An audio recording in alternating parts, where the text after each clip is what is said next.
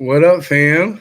All right, so we took a little sabbatical for like 5 weeks with the holidays and just kind of regrouping and getting things together. So, guys, welcome to episode 108, Boss Up Boot Camp, Boss Up Talks rather. We've been off for a minute, or get back to the groove of things. And so, as you guys know, we like to celebrate with um, just some good positive news because right now in the media, it's enough negative news. It is so much stuff going on. So we definitely want to start with something positive. So Natalie, what's been going on like the last 5 weeks with you, girl? What's been going on? So the last couple of weeks, I've actually had surgery, and so I have been resting a Mm, lot in the last couple of weeks. The doctor said for like the next 6 weeks, I can't do anything too strenuous, anything like that. So that's where I've been at. The crazy part about resting physically is that you have to force your mind to rest. So my mm, mind has been going on this. I feel like I tell my people I have been wrestling in my mind, thinking back to all the things that happened last year, the year before, and recognizing in 2024 that less is truly more. And yeah. although I understand that as a concept, this year I really want to implement that into my business where I'm doing less, but I am producing more at the same time, and that's requiring me to really niche down and focus on a particular type of person, a particular audience that I want to talk to, so that I am not just casting my net far and wide, but really targeting this is the type of person, woman that I can help to take Mhm. them to the next level in their business and even in their life. Because what I'm starting to see is the growth that you experience as an entrepreneur is going to require you to show up big in every area of your life. It is no longer oh, we're just going to make money over here. And then, the marriage sucks or the kids are just falling apart or the family life is just a hot mess or whatnot. It is integrating and learning to integrate all of those things in one. So that's my win. Even though I am resting, it's allowing me to really fine tune my offers and fine tune who it is that I'm talking to so that I am targeting that one person in the marketplace. That's really good. So a few things on myself that's been going on is definitely officially got my diploma in the mail with my master's program. My sister and I, Dad, we both did it together, and we graduate next week in Orlando. So that's good. Um, I've just been enduring a lot of like stress, but I had to realize too is the thing about your environment is you have to be quick to pivot to another altitude of attitude. So what I've been working on is just really creating a game plan for my life and myself to eliminate stuff that I don't like. I think too oftentimes we stay in things that might be a 15 to 30-second offense that builds up and it builds up and versus like you stopping it at the root of it. um you keep going through it, and I realized that's for this point in my life where like I left stressful situations when I left working. So now it's about how do I catapult things that I'm going through to realize that, hey, no, Jay, you don't have to endure this. This is a choice. You have to really make time for what you want to do. So a win that my sister and I've been doing, Tony, we've been working out all this week. So what we have to do is we have to send a picture of us physically working or a video. And we've been doing it, and it's great because like we're both involved in business, and we've been able to work together to just keep that momentum up. And I think that's the biggest part about it is keeping the momentum up and also be adamant about leaving situations that don't work for you and adamant about creating spaces for uh, not only opportunity, but for your gift to arise, which brings us into our topic today is creating a space of opportunity for your gift. Now, we talk about gifts and purpose and clarity often between Natalie and I. And it's so important because I think so oftentimes you're going to go through life where even though you may know your gift, you may know what you're good at, but the opportunity is not there. It's like I'm posting these videos about food or coaching, and ain't nobody buying, and nobody's paying attention. But the thing about it is, by my actions daily, am I creating the opportunity that I actually want?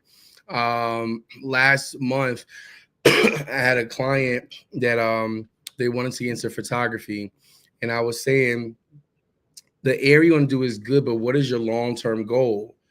Like you wanted to make 250, but what do you really want to make per event? And he's like, I can't think about it. Right? I'm trying to get started. I said, but with getting started, it's about knowing where you're going.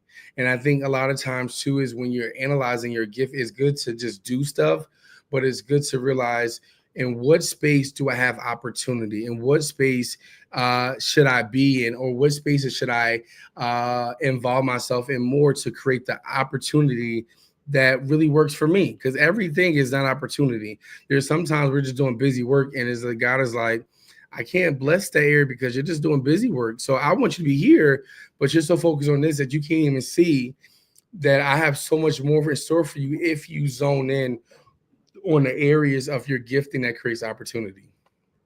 Good. I like that you talked about that zoning in on the opportunity, and really focusing. And I think that's where um, many of the entrepreneurs that I work with have an issue. And I know I had an issue with this too, is really zoning in and focusing on the one thing, because many of us are multi-gifted and multifaceted, right? We can do a whole lot of different things. Like I even think about my daughter. My daughter is 13 years old, and she just started her business, right?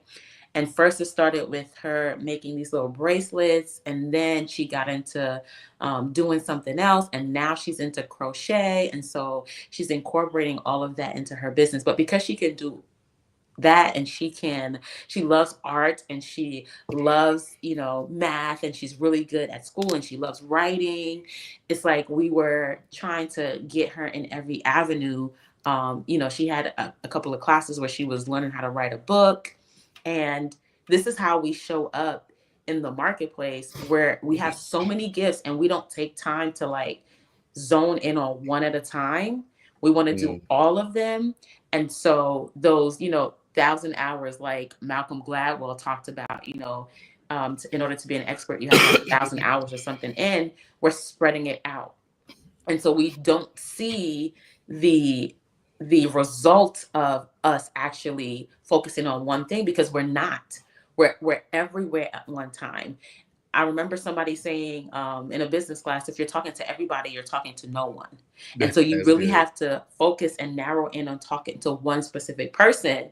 Same thing with your gift. Sometimes you have to take the time out to really hone in on one particular thing and get really good at that one particular thing. And then as that, I'm learning, business is helping me with all areas of my life, is once that thing is so mastered and you're so fluent in that, then you can move on to something else. But we don't take the time to zone in on one particular gift at a time. And so Yeah. we are not seeing the opportunity to showcase that one gift, because we have so many different things, so many different opportunities. We don't know which one is good, which one is bad. We're just walking through every single open door, and we're Mm, not getting the results, like the compounding results that we should get if we just start with one. And I like to say, let the overflow come. But I really believe that that's where a lot of entrepreneurs are getting caught in this trap of, because I want to keep all of my all of my options open. Like they said, I want to have multiple streams of income. They want to have multiple streams of income today. They want to have the book and the podcast and all of it today, instead of allowing it to evolve and flow. Like Coach Chef Jay and I like to call you Coach Chef Jay. We've been doing this podcast for years, right? And we could have given up. And there's a lot of people, me including, started another podcast, and I was like, after 3 seasons, I'm like, all right, I'm done. Like, I didn't have anybody to hold me accountable, because it does get hard sometimes. It does get to a place where it seems like nobody's recognizing that you're gifted. Nobody's recognizing that you're talented. And you have to be willing to continue to push through that, so that you can get better and refine the gift that you have. Because it comes in that raw form, just like a tree comes in that raw form. In order for it to become a table, it has to be, the form has to be changed. Some things have to be done. And that's how we're operating. Our gift is our natural talent, the natural thing that we have, but it must be refined and it must be presented in a way that people are like, this is appealing, this is attractive, I want this. That made me think about the parable about the lost sheep. Um, in Luke 15, verse 4 through 7, it talks about how the man leaves the 99 to seek the lost. And it goes back to what you're saying about how I think sometimes we're doing things for the masses versus like, okay, eventually it will be for the masses, but when it comes like the podcast, like our views are low sometimes, but we always get questions about it. So sometimes it's hard to stop this because if we're just meant to reach one person, we did our job. And I think what happens is too, we sometimes we create numbers with success, and that is true. But I think sometimes if you reach one, the one you reach is supposed to meet the masses.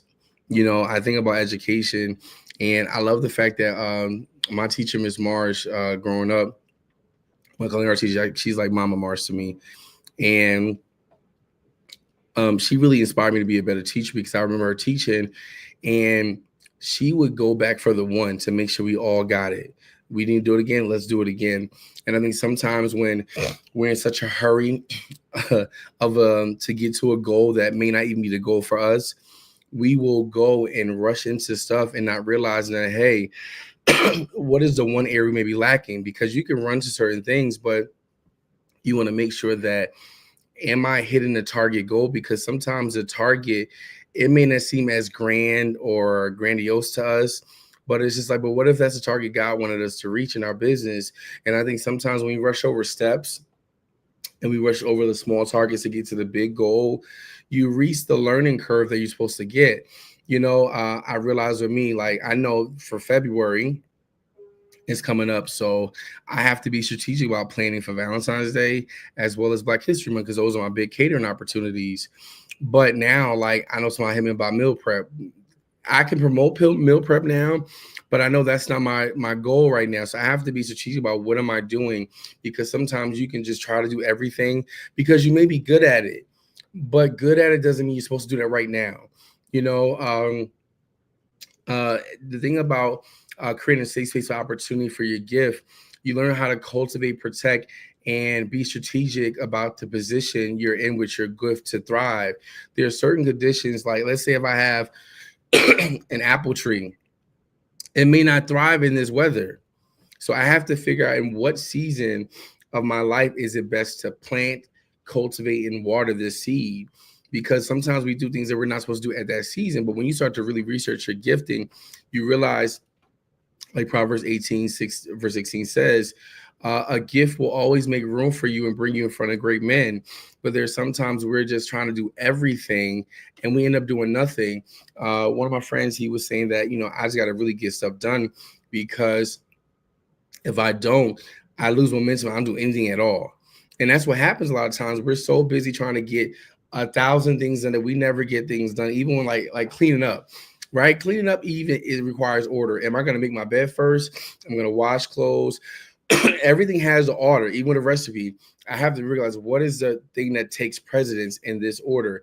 If you look at a recipe, it always has an order of operation or method of prep, because if a recipe I create is listed out of order for ingredients, I will start to work on prepping that versus the order of operation. And I think when you start going into different levels of growth, you want to start realizing that even though I'm great at this stuff, when is the right time to do it? Because there's sometimes we're just jumping at everything, but not planning it. And when you are multi-gifted, because I feel like Natalie and I are multi-gifted, you may have to plan, like today's Wednesday, right? So maybe I'm going to look at, if my day started at 8 a.m., what am I doing from 8 to 10? Because I might got to focus on that. Because I know at 11 o'clock, I got to start preparing for the podcast with me and Natalie with our notes and stuff like that. That's already from 11 to 1 is a time block for me for that. So I think what happens is you could do more than one thing, but you might want to plan the time you want to do it, because you could be great, but you can't wing everything. And that's one thing this master's program has told me, bro, you can't wing everything. You have to plan, because how do you expect? I think about it this way. When you start to know what your gift is, right? I feel as though you start to realize how special your gift is. And I'm like, you know what, God, this is a God given gift, right? You gave this to me as a gift to give to other people. So it's important about how I package this gift, because I want to make sure that I'm giving people the best of me, not just the raggedy parts, right? And I think in Romans 8, verse 12 and 6, it says we all have different gifts according to the grace given to each of us. God has graced you for the gift you have. So when you're giving grace to do something, you have to realize that if I've been given grace, I have to really monitor my output to make sure I'm just not doing anything with this gift, because this is my gift. And I want to make sure that I'm not operating out of a place of stress, a place of fear, a place of lack, because my gift, God has given me grace to do this. So I know I can do it. There's no question about if I can do it or not, because I've been graced to do it. But I think when you give grace to things, when you've been graced to do it, you monitor more effectively how you do it. And that's the important part about it. It's like the same people says that it's not what you said, but how you said it. Same thing with your gift. It's not about how good your gift is, but it's about how you display it, because some people are mean with gifts. Some people have gifts where they're so mean, you don't want to work with them. And I think what I pride myself on is hospitality. So, for example, is even though I know I'm a good cook, if I try to match my personality with my gifting. So if you enjoy the food, I want you to enjoy the experience too. That when you meet me, that like, oh, Jay is so funny. He made me feel so good about this, because you want to monitor. If you've been graced to do something, you want to monitor your output to make sure that you're loving. People know that you love what you do, or people know that the food was good, but they was late, or the food was good, they were mean.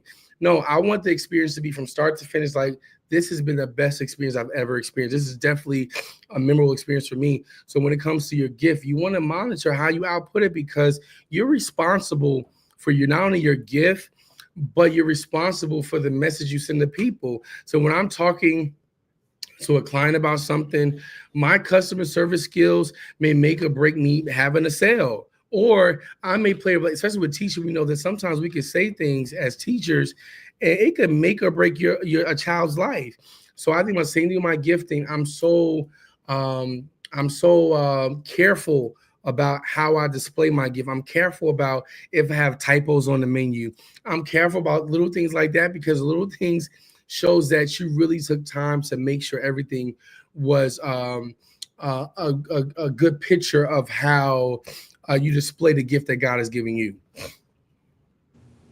Ooh, I absolutely love it. I want to go back to when you were talking about cleaning, right? And you were talking Mm. about, some people may be gifted at cleaning. And I think about that, and it made me think, like, I'm really good at cleaning, right? My husband is good at organizing. I'm not good at organizing. I'm good at cleaning. That junk gonna smell like bleach. It's gonna be clean. You know what I'm saying? Like, I am Yeah. very much into, and I'm not one of those people that are like, I need healthy products or whatever. Some people like the particular brand. I am all about, I want to make sure that this thing is clean, that it's sanitized, that you can eat off of my floors. Like, that's the thing that I like. Being in my space right now where I am, where I can't really do too much physical activity, it's bothering me because I haven't been able to mop my floors for weeks. And when you tell the kids and your husband to mop the floors, it ain't the same. Okay. And so I'm good at it, right? But I'm not gifted. Why am Mm, I not gifted at it? It does not bring me joy to clean, right? I that's do get good. happy, I get excited, I get freedom. It doesn't bring, after a while, this thing becomes a burden. I don't want to do it for everybody. I'll do it for some special people. I don't really, like I said, I'm not looking into what's the best product, the natural products to help. Like, I don't go to that extra mile, right? But there are some people who are so gifted at cleaning that they will go that extra mile, Yeah. and they are enjoying it not just for themselves, but they're enjoying serving others with their gift as well. Yeah. Those people, right, they can take that gift and they can create a business out of that gift. They can monetize that particular gift, because if they don't get, if they have a season, a hard time, whatever, they're still trying to figure out ways to serve people with that gift. If things, the business slow down, they're still trying to figure out, okay, how can I get this to other people, because I know that this can free somebody up. And so as you were talking, I was thinking about it, your gift, right? When you really tap into your gifting, the talent that God has given you, the thing that allows you to serve other people well, it's supposed to actually bring freedom to people who are That's not good. as gifted as you. So I would definitely, when I get to a point where I can spend the money and invest in, I would get somebody to come clean my house, because although I enjoy it, I don't enjoy it that much that if somebody else offered to come clean it, I'm gonna say no, absolutely not. You come in and do it, because you could probably do it better than me. Although I'm good, you're probably great at it, especially if you're charging for it. Well, you should be, right? But it's supposed to bring freedom to somebody else so that they can now take the time that they used to spend as something that they're good at or maybe not so good at, and focus in on their gifting and refine that thing so that they can now help somebody else. So the gifts that God has given us is to bring freedom to other people so that they can now be so focused on their gifting so that they can bring freedom to other people. Although we serve a God who is multi, everywhere, he's omniscient and omnipresent, we are not. We Mhm. cannot serve every single person in the whole wide world. As much as we try, we cannot possibly do it by ourselves. That's why there are multiple businesses that do the exact same thing. There's so many people, billions and billions of people in the world, that we can get a piece of the pie, as people like to say. I don't see it as a pie, but whatever, and still have more than enough for somebody else, because that's how God created the system. And so we Yeah. have to start recognizing that our gift, when we tap into it, when we allow people to pay for it, gives them the freedom to now tap into their gift. And that's how we pay it forward, as people would say, by really focusing on our gifting. It's supposed to bring freedom to other people. I love that you talked about how your gift is just not what you may do well, but it comes naturally and serves others. Because what happens is, I think too, when you start doing stuff out of a chore versus an enjoyment, and business can get like that. Like I love how Coach Stormy says, get excited. Because what happens is too, when you just start doing stuff and it's not like your passion, it becomes a chore. So you got to get to a point with your gift where, oh, I got to do this versus I get to do this. Right. And I think too, that's the part like I'm at now where I get to do this. So let me have that gratitude. And I think the other part about it too is everyone has a God-given talent, but recognizing it is the first step to creating opportunities. So if you're struggling to find your gift, pray to God about like, yo, like I need to know what I'm good at. What am I here for? Because I really want this to work, but I want to make sure that this is what I want to do. And I think to know signs of your gift is that what do people constantly come to you for? Right? What do they always um hit you up about? Also, so what do you find joy in doing? Like, what do you actually like to do? And I think sometimes we just do we just let life happen so much that we don't even monitor what we're good at, or we don't even monitor what people come to us for, because we're such a time clock kind of generation. Is like, what can I do now? What can I do this? What can I do this? Versus like, hey, what makes sense for today for me to do? And then we realize that it makes sense to you. Um, and also when you have your gifts, you got to think about the parable of the talents. Like, when you have a gift or a talent, it's about really using what's given to you wisely. I think so oftentimes too, we just rush to do stuff versus realizing that what would be the best decision for me to do in this case. Like I love talking to my niece Breezy, because Breezy is a film major, and when we talk about our projects, I love our conversations because we get to process everything. And I think through conversation, you really got to come with a community or find a community that makes sense to you, or a mentor, because what happens is when you start to get feedback from this, it helps you kind of fine tune what you're good at. So when we talk about stuff with her movies that she's producing, and we have such a great opportunity, or just my mentees in general, like I realize that the important part is allowing them just talk. What happens is sometimes we're so afraid to think our idea is stupid, or somebody gonna take our idea, that we don't get clarity from the people that really care about us the most. Where there are things I bring to Natalie, and I'm like, I need some clarity. Or even to Shamar just got online. Shamar's one of my mentees. And when they're able to talk and talk freely, and they know I'm going to get feedback, right? Because that comes with the territory. But it helps you fine tune your stuff, where somebody can say 3 words that may change your life or change the way you're focusing on there. And I know for me, like I'm working on just really like recontacting my mentors, because like if I'm feeling a certain way, let me talk to you because I need some advice about something. But I think this is going back to what I said earlier about creating the right environment for your gift to grow. Your gift needs the right environment. Like a seed, you have to make sure you plant in fertile ground and fertile soil. And sometimes we wonder why things aren't going, because the ground we're planting a God-given gift is the wrong area, right? I think too is there's several times where some of my clients like, oh, I wish you moved to Tennessee or Atlanta or Florida. And I'm like, nah, that's not for me. Like, you can fly me out. You could definitely fly me out for a flight, but I know that in this area of being a tri-state area is where I really grow and I thrive at. And I can go other places, but there's sometimes in life where for a season you might be displaced. You might have to go other places, but you have to know where your root brings you, because what happens is too is if you're not in the right soil, you'll be planting and building a whole garden where God was like, no, I didn't tell you to plant there, or this doesn't flow for your area. So it's like me planting palm trees in the backyard of New Jersey.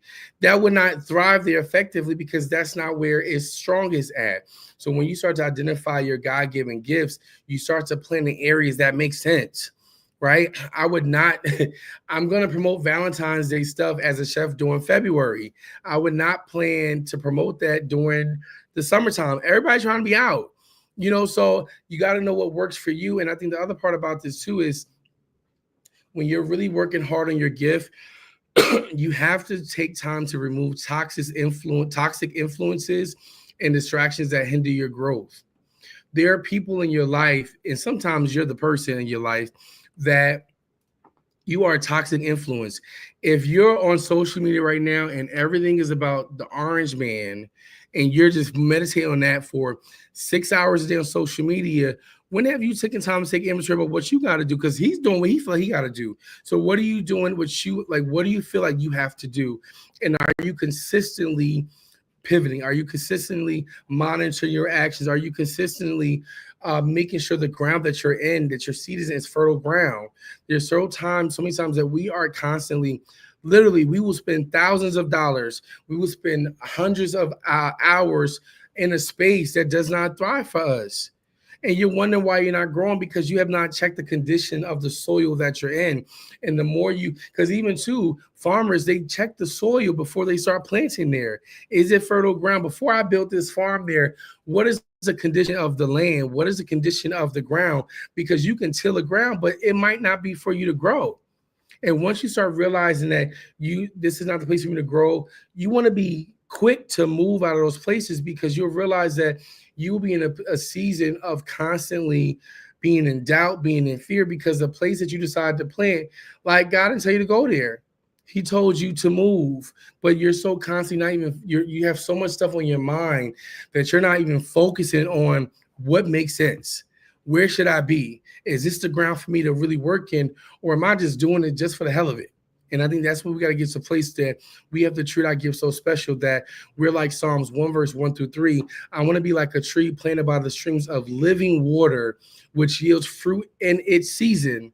If you're not ever yielding fruit in a season, you got to do what Christ did. What Jesus did was he passed that fig tree. He was like, you don't want to feed me, you got to die.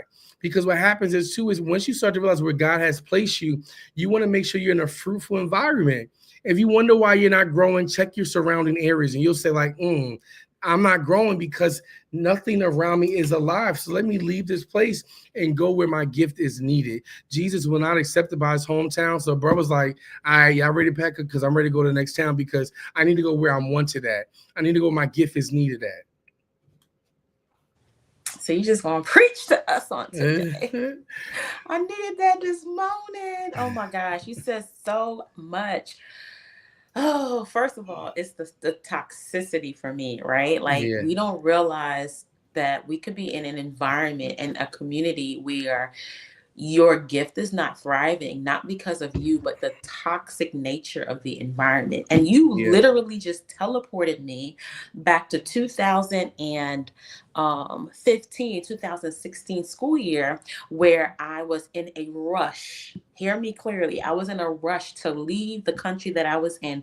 We were stationed in Japan, and I was ready to leave. There was so much stuff happening over there, and I was like, I'm ready to go. I told my husband, I said, we packing the kids up. We leaving in the summer. You could come in October. Okay. And so that's what I did. And we struggled for a little bit because I understood that that's what's going to happen. But the principal made me um, give my word that I would not leave midway through the year. That should have been a red flag. So I took a pay cut and everything to be in this environment, which I thought, because I was so used to working with inner city kids, I thought that I was the same person. I could go back and it would just be the same. And it was completely different. They did not want to hear anything that I had to say. And what happened in that environment was I was trying so many different strategies to get them to the place where they needed to be. And sometimes the strategies worked for a good little while, and then it would just stop working. And I would have to get another strategy and another Yeah. strategy and another strategy after strategy. And finally, at the end of the year, they were like, you are such a phenomenal teacher, even though I didn't feel like a phenomenal teacher. I mean, I had kids going to the principal talking about I was racist and they were the same color as me. I had so many, like, there was so many things that happened. I had kids that flat out was like, I'm not doing any work. I had parents that was like, it was just a hot mess that particular year. And at the end of the year, the principal goes, you are such a phenomenal teacher. We would love to have you back again. And I said, H to the nah, I'm out. Because the Bible says, dust your feet off if they don't accept you and go somewhere else.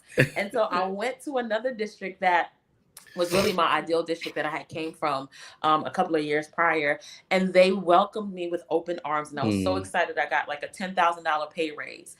When I tell you, that was the best year that I had in my whole teaching career. Those kids, it was like they were starving. Like they were waiting for me. They were starving.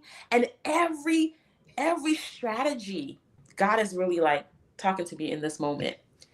Every single strategy that I had been digging my heels in, trying my best to get to that previous school district where they were like, it don't matter. We don't care what you got to offer me. We not listening to it.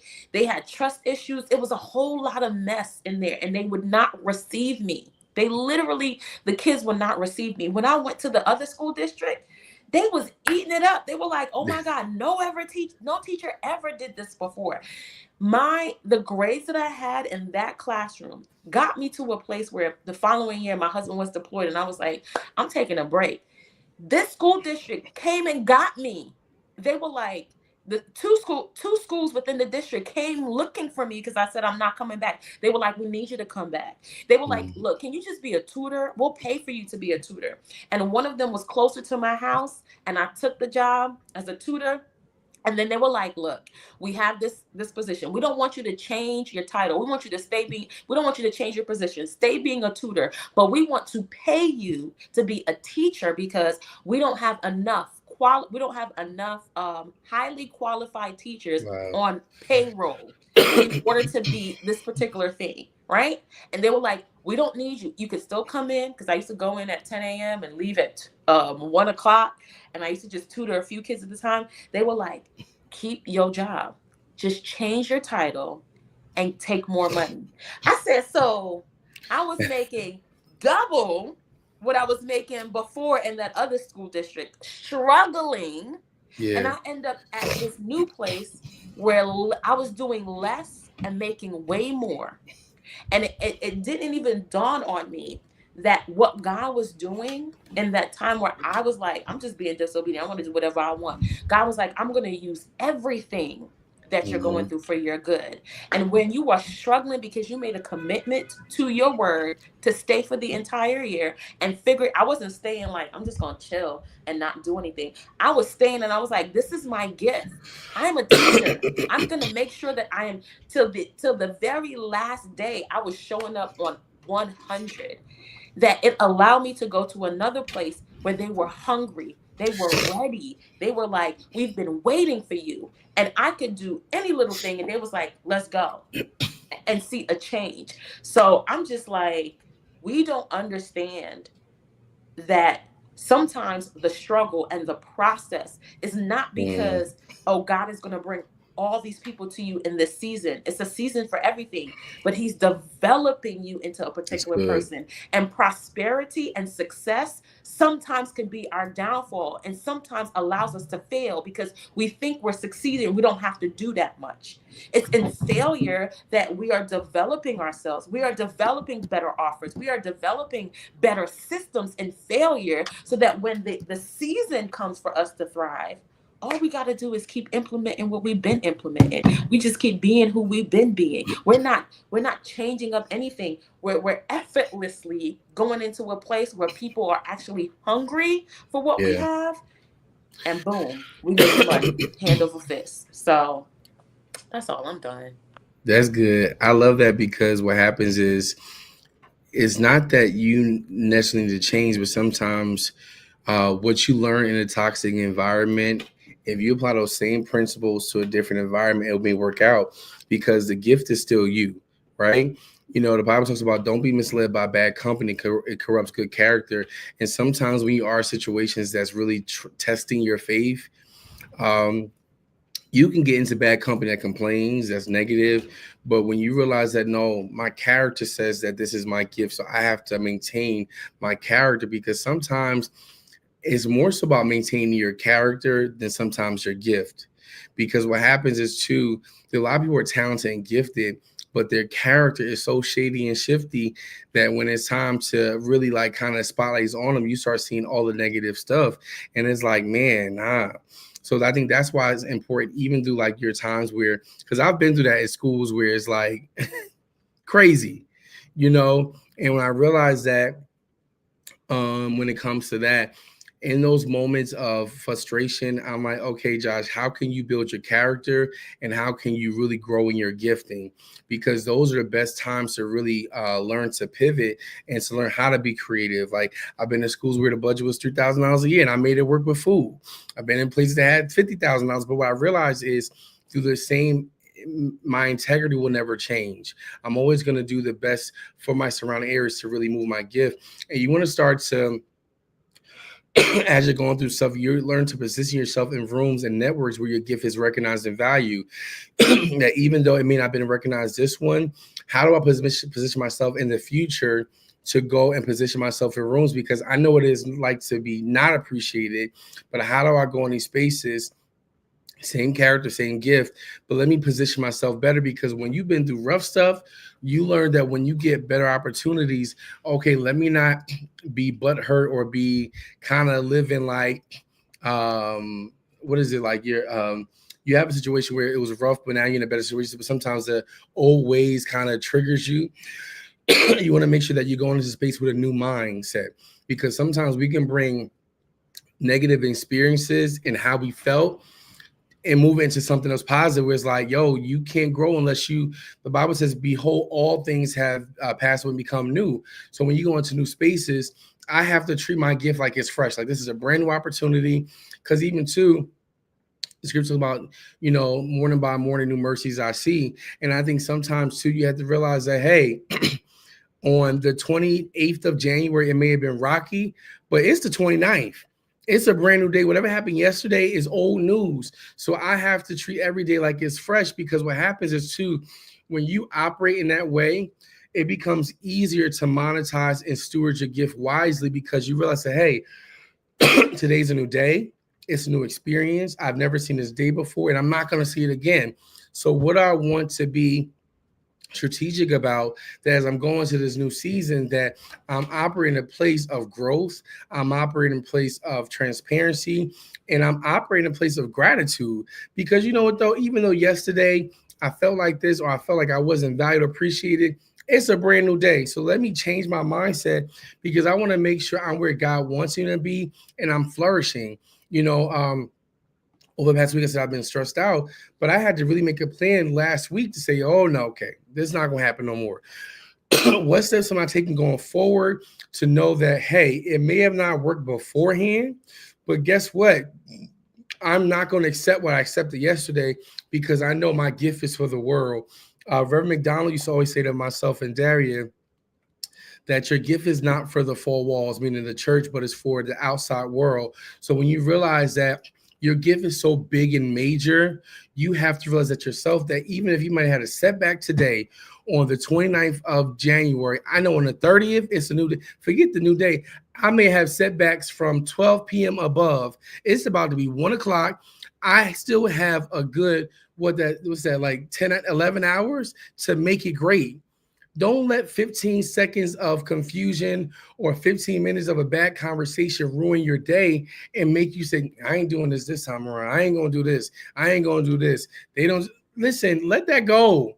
Because if you want to start to create a safe space for opportunity for your gift, you have to let things go, and you have to realize that I'm going to press forward toward the mark of the high calling that I know I'm called to be. You're called to do great things, but if you're always stuck on the little offenses, you'll never make it bigger in life. You're going to always be offended. You're going to always be out of touch. You're going to always be angry at the world, not realizing that, hey, so what that happened to you?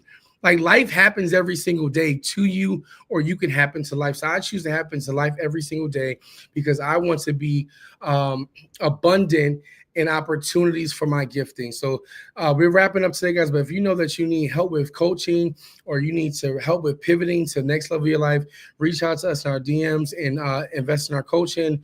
If you're looking for purpose, if you're looking for clarity, reach out to one of us, because it's time to grow and it's time to create opportunities for your gift. Stop being broke, because you ever see right now online, there's a lot of things with grants shutting down and stuff like that. But when you are in a place where you create opportunities, you're meant to happen now, because there are a lot of things going on in the world right now that's very discouraging. But you have to choose that, hey, my gifting is a solution for what's going on in the marketplace, what's going on in the country, what's going on in my city, what's going on in my neighborhood, what's going on in my house. You are the solution to the problems that you see. But until you stop complaining, stop murmuring, you're never going to get there. It's time to boss up and build opportunities strategically and successfully for your area and your community. We out. We out. That was good. Woo! Come on, Chef Jay. Now that's all you, fam. Killing All it right. out here. Y'all better get with him. All right, fam. All right, listen. Don't forget to like and share this live. We're gonna start making some snippets like we used to do and get back to that part, because we gotta really make this grow. And if you know that you've been impacted by it, share it with somebody. And that's it, fam. We out. See you next Wednesday.